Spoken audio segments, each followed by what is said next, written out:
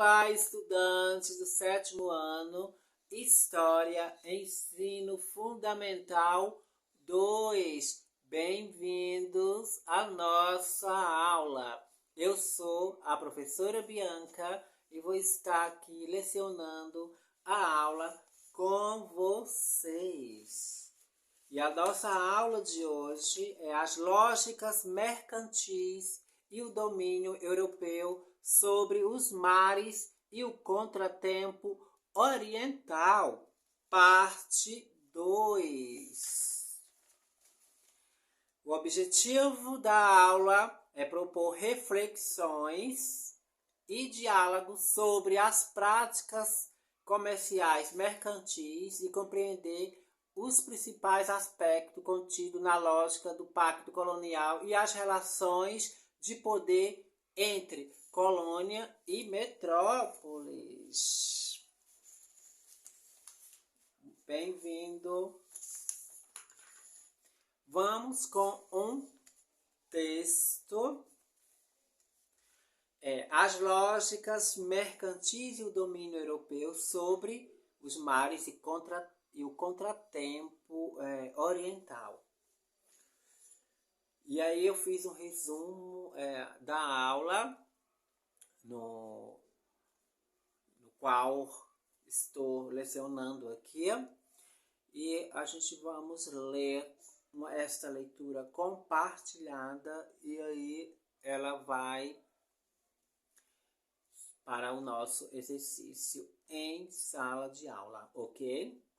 E aí as lógicas mercantis e o domínio europeu sobre os mares e o contratempo oriental.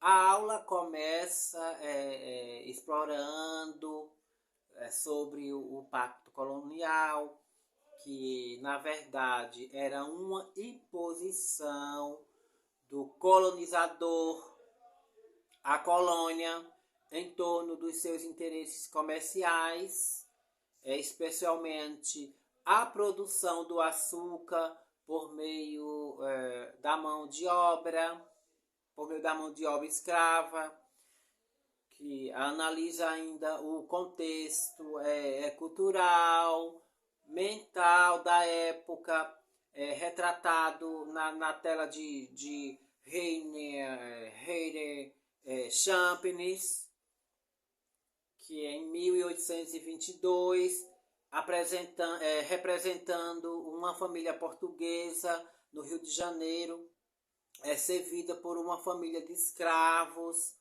e aí vem detonando o grave abismo social entre as famílias e a relação de subvivência entre branco, negros, escravos, colonos e colonizado. E aí destaca-se também o conflito entre a União Ibérica, Espanha, Portugal em 1580 e 1640.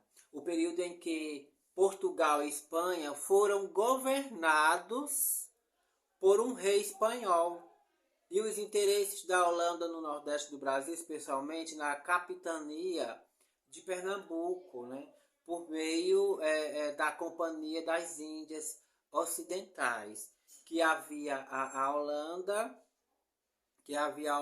a largas vantagens na relação comercial, lucrando muito com o transporte do açúcar, da rapina, de grandes tesouros em navio e mercadorias, ou seja, moedas, correntes, joias, prata e ouro.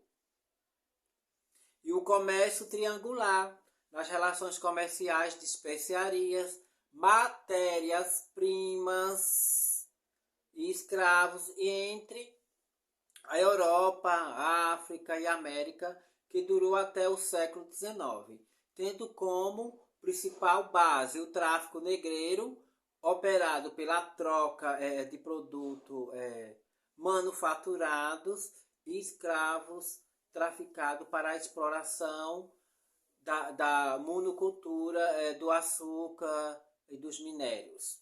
Então, as relações comerciais que se davam compulsoriamente entre a metrópolis, a matriz do império, e as colônias, né, que eram obrigadas a vencer exclusivamente para a metrópolis e a importar os seus manos faturados.